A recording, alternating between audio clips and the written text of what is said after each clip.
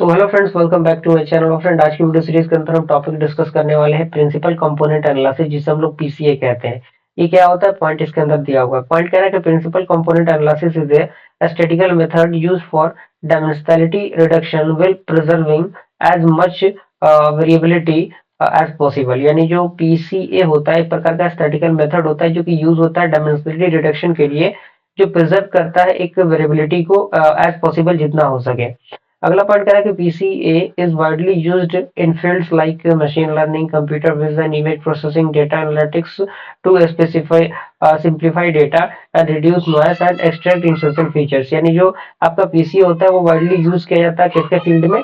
Machine learning के field में, computer vision के फील्ड में, इमेज प्रोसेसिंग के अंदर, डेटा एनालिटिक्स के अंदर। किसके लिए? सिंप्लीफाई करने के लिए, डेटा को रिड्यूस करने के लिए, नॉइस को एक्सट्रैक्ट करने के लिए, जो भी एसेंशियल फीचर्स होते हैं उसके लिए।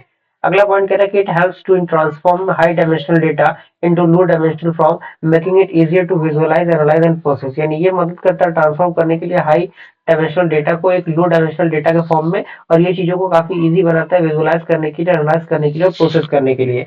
अब सबसे पहले आपका तो overview of principal component analysis, यानी इसका ओवरव्यू क्या होता है एट द लास्ट पॉइंट हम कह सकते हैं इसे। तो यहाँ पे कह रहे हैं the primary goal of PCA is to find direction and components. यानी जो प्राइमरी गोल होता है वो होता है फाइंड करना उसके डायरेक्शन को और उसके कंपोनेंट को in the data that explain the most variance, okay, and these directions are called principal component। सबसे पहला आपका आता है प्रिंसिपल कंपोनेंट, दूसरा आता है डायमेंशनल रिडक्शन। इसका पॉइंट दिया हुआ है। अब यहाँ पे मैथमेटिक्स में हम बात करें, मैथमेटिक्स ऑफ पीसीए, पीसीए का क्या मैथमेटिक्स है? तो सबसे पहला आपका आता है स्टैंडर्डाइज्ड द डेटा, यानी डेटा को स्टैंडर्डाइज करना, तो इसका पॉइंट यहाँ पे मेंशन किया गया है। और दूसरा आपका आता है कंप्यूट द कन्वेरियंस मैट्रिक्स। तीसरा आपका आता है compute the eigen values and eigen vectors. उसके बाद आता है sort the eigen values and eigen vectors. and first one is project the data onto the principal components, okay।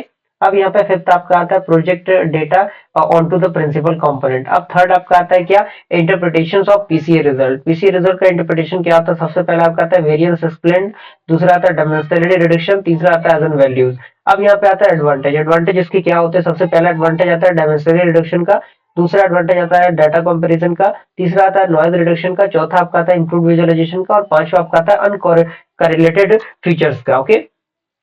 अब यहाँ पे एप्लीकेशन है कि इसके एप्लीकेशन कहाँ कहाँ इसके यूज होते हैं।